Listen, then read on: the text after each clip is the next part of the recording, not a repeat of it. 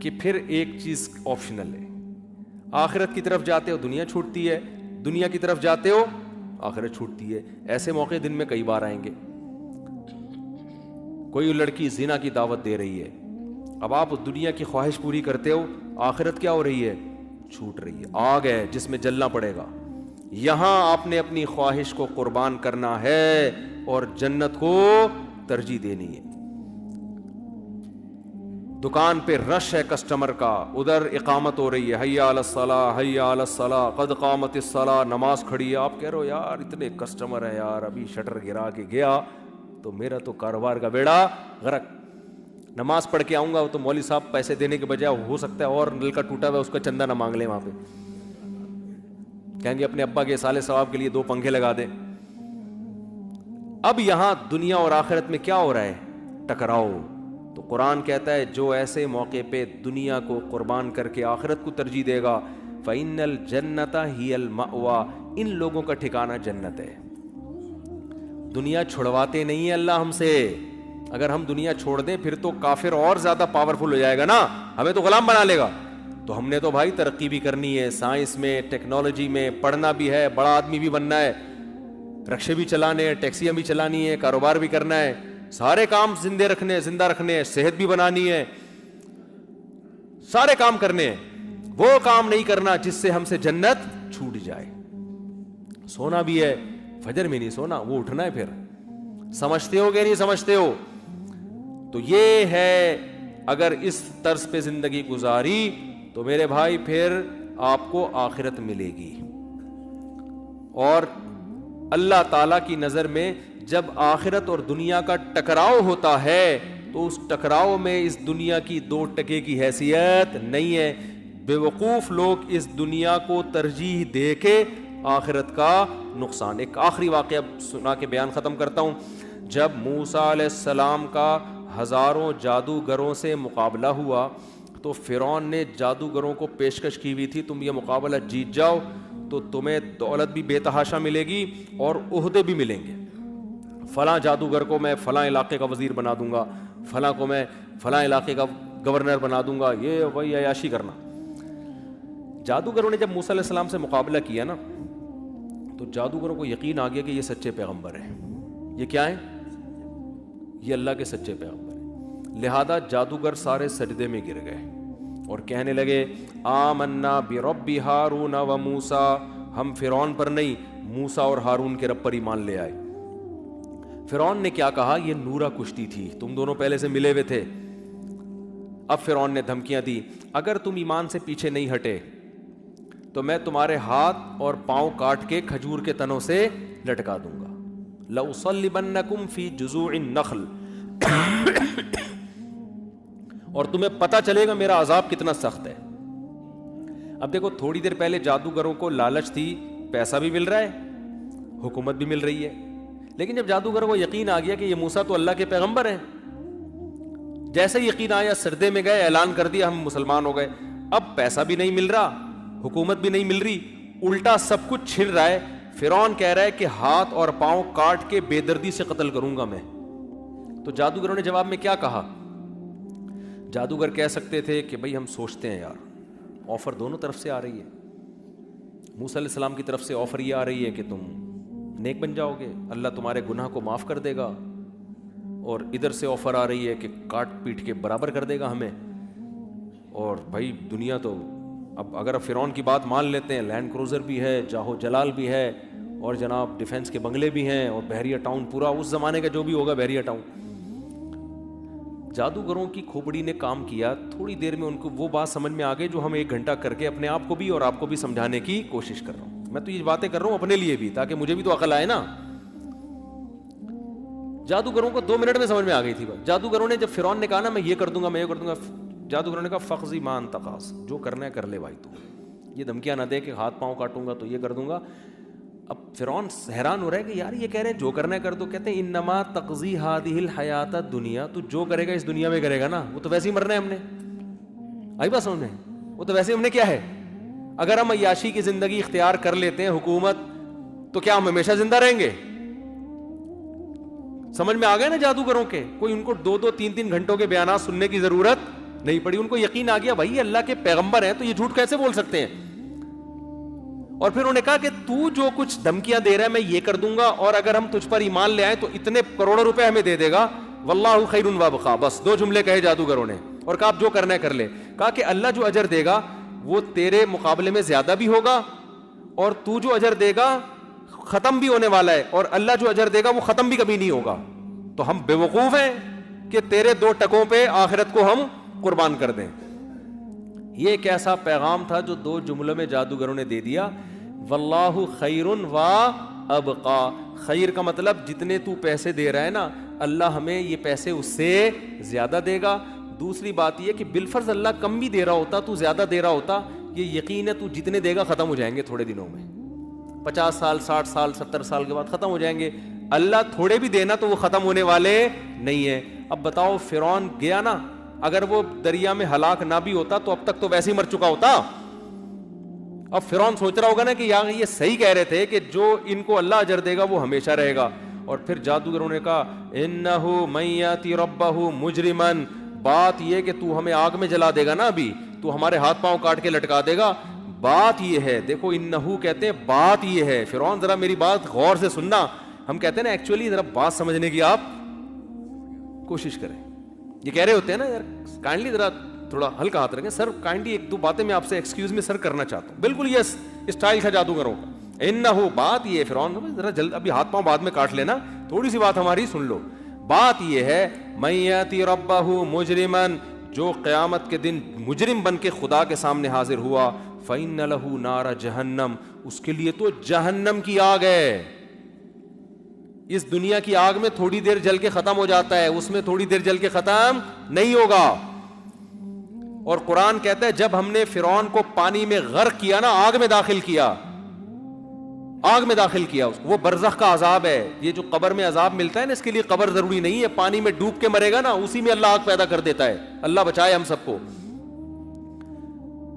تو اللہ کیا فرماتے ہیں کہ یعرضون علیہا غدوا وعشیا, جب فرعون کو پانی میں غرق کیا ہے تو صبح و شام اس کو آگ میں جلایا جاتا ہے. ویوم تقوم الساعہ, اور جس دن قیامت قائم ہوگی فرعون سے کہا جائے گا ادخلوا آل فرعون اشد العذاب, فرعون اور اس کے ماننے والوں کو اس سے بھی سخت ترین عذاب میں داخل کر دو. اور فرعون کی بھی ساری زندگی بات سمجھ میں نہیں آئی جیسے ہماری سمجھ میں نہیں آ رہی ہے, پھر بھی ہم عیاشیوں میں لگے ہیں. لیکن جب پہلا ہوتا فرعون نے کھایا ہے نا پانی میں, تو فرعون کے بھی وہی الفاظ تھے جو جادوگروں کا انداز تھا. فرعون کا بھی کون سا, جیسے جادوگر سمجھا رہے تھے نا, انہو بات یہ ہے. انہو کا مطلب کیا ہے, ضمیر شان ہے نا. علماء بیٹھے ہیں, شاید ہو سکتا ہے یہاں علماء بیٹھے ہیں, وہ سمجھتے ہیں ضمیر شان, حضرت بیٹھے ہوئے. ضمیر شان کا مطلب ہے قصہ یہ ہے, بات یہ ہے. تو فرعون بھی جب غرق ہونے لگا ہے, تو جب اس کو منہ میں لگام آئی ہے نا, دریا میں غرق ہونے لگا, تو فوراً نہیں کہا کہ میں موسیٰ کے رب پر ایمان لایا. کہتا ہے انہو آمنتو انہو, میں ایمان لایا انہو, کہ بات یہ ہے کہ گویا فرشتوں سے کہہ رہا ہے بھائی ذرا رک جاؤ, ذرا ٹھہرو یار, ابھی ایک دم مجھے نہیں مارو, ایکچولی بات تو سن رہا ہے میری, میں کیا کہنا چاہتا ہوں. آمنتو انہو لا الہ الا الذی آمنت بہ بنو اسرائیل, کہ میں ایمان لایا میں کہتا ہوں کہ اس خدا کے سوا کوئی معبود نہیں ہے جس پر بنی اسرائیل ایمان لائے ہیں, جو میری غلام قوم ہے, لیکن اس کا رب صحیح ہے. تو وہاں بھی فرعون کو اتنی عقل آ گئی ہے, پہلے تو ایک دفعہ زندگی میں یہ نہیں کہا میں خدا پر ایمان لایا, اب جب مر رہا ہے تو فرشتوں کہہ رہا ہے یار سمجھو تو صحیح میں کہنا کیا چاہ رہا ہوں, ایکچولی آپ جلدی کر رہے ہو یار, اتنی جلدی کیا پڑی ہوئی آپ لوگوں کو.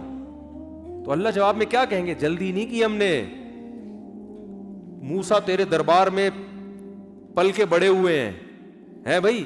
پھر موسیٰ دوبارہ آئے, پھر تیرے دربار میں آ کے انہوں نے سمجھایا, میں نے موسیٰ سے کہا تھا نرم انداز میں بات کرنا, فرعون سے سختی میں بات مت کرنا. اتنا بڑا ظالم, ہزاروں بچوں کا قاتل, اللہ موسیٰ سے کہہ رہے قولا لہ قولا لینا, نرم انداز سے بات کرنا, ہمارا مقصد اس کو تانے دینا نہیں ہے. لعلہ یتذکر او یخشی, شاید اس کو نصیحت حاصل ہو جائے, جو ظلم کر رہا ہے اس سے شاید توبہ کر لے. اللہ کو تو پتا تھا کچھ نہیں کرے گا, لیکن اللہ موسیٰ کو یہ سمجھ, بھائی ہو سکتا ہے, پوری کوشش کرنی ہے ہدایت کی.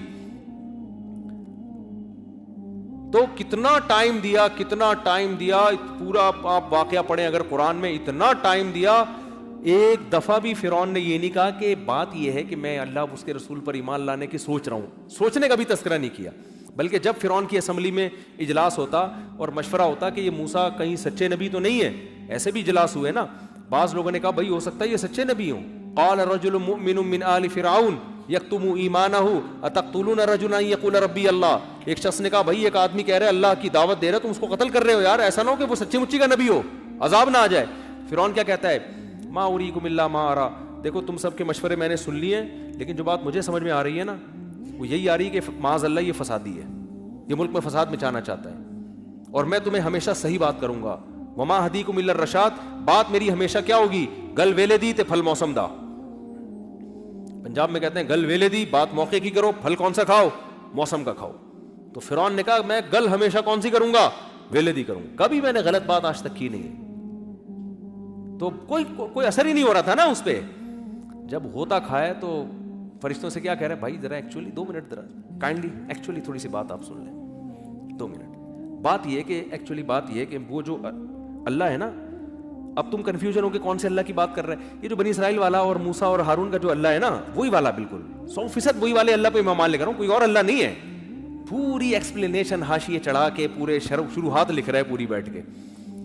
تو بھائی ہم تو فرعون کا واقعہ سن کے ہنستے ہیں، لیکن ایسا نہ ہو میرے اور آپ کے ساتھ بھی یہ ہو رہا ہو. کیا خیال ہے؟ ہم مر رہے ہوں، ہم کہہ رہے ہیں اللہ تھوڑی سی مہلت دے دے، فوراً چلے پہ نکلوں گا، سب سے پہلے میں انسان کا بچہ بنوں گا، فوراً 4 مہینے کی تشکیل کراؤں گا.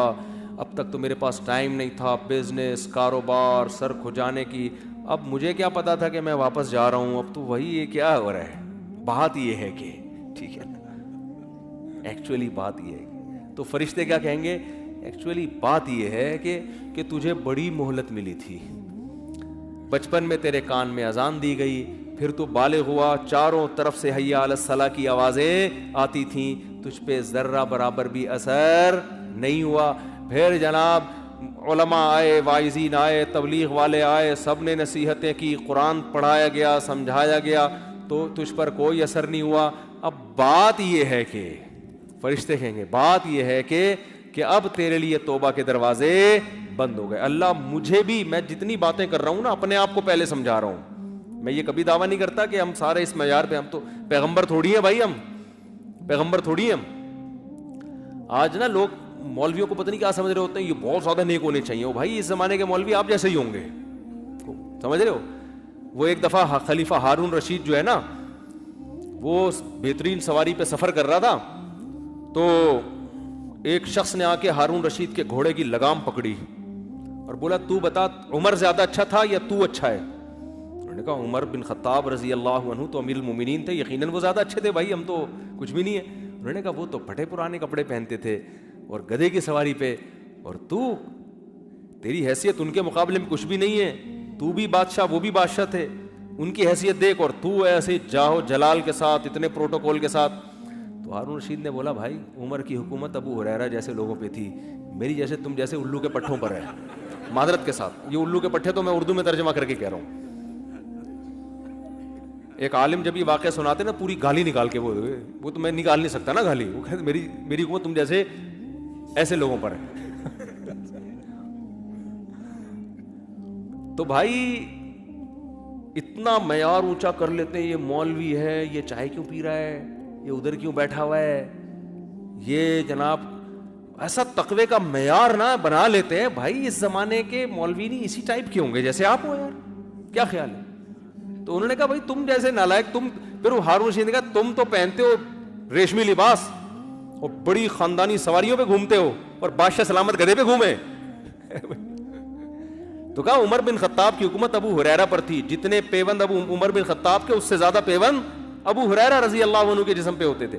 تو یہ تو میں صرف ایک سمجھانے کے لیے کہ بھائی ہم تو نالائق ہیں، ہم نہیں کہتے کہ ہم بہت نیک ہیں، ہم تو یہ سب باتیں کر رہے ہیں تاکہ اللہ ہمیں بھی توفیق دے، آپ کو بھی توفیق دے. ہم تو سیکھنے والے، تبلیغ والے کہتے ہیں نا ہم میں کوئی فنٹر ونٹر نہیں ہے، ہم سب کیا ہیں، تکرار کر رہے ہیں تاکہ اللہ مجھے بھی توبہ کی توفیق دے، آپ کو بھی توبہ کی توفیق دے، اور موت سے پہلے پہلے ہم سب انسان کے بچے بن جائیں.